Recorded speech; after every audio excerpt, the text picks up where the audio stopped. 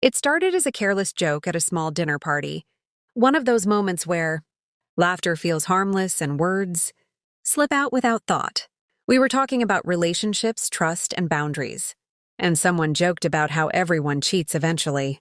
Without thinking, I laughed and said something like, "Well, if it ever happened, at least I'd be honest about it."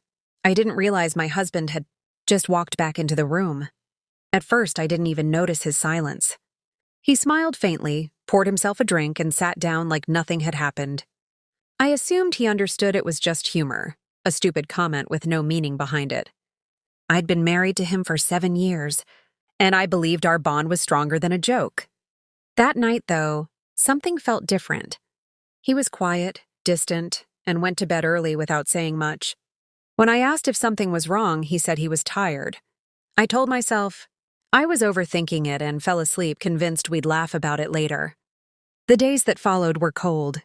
He stopped texting during work hours, stopped asking about my day, and barely made eye contact. When I finally asked him directly what was bothering him, he said he needed time to think. That scared me more than anger would have. A week later, he told me he had spoken to a lawyer. I laughed nervously, thinking he was exaggerating to make a point.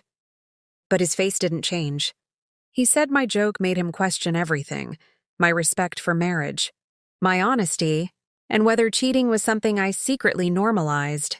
I tried to explain that it was just a joke, that I'd never cheated and never would. I reminded him of our history, our struggles, and how loyal I had always been. But he said trust isn't just about actions, it's about mindset. And my words revealed something he couldn't ignore. He moved out shortly after that conversation. The house felt empty in a way I'd never experienced before. Every room echoed with regret, and every silence reminded me of that one moment I couldn't take back. Friends told me he was overreacting. Some said a real marriage wouldn't end over a joke. But deep down, I knew the joke had hit something deeper in him, an old fear, a boundary I didn't know existed. Intent didn't matter anymore. Impact did. When the divorce papers arrived, my hands shook as I signed them. I kept hoping he'd change his mind, that he'd realize I wasn't the person he suddenly believed I was. But he never did. For him, the marriage ended the moment doubt entered his heart. The divorce was quick and quiet.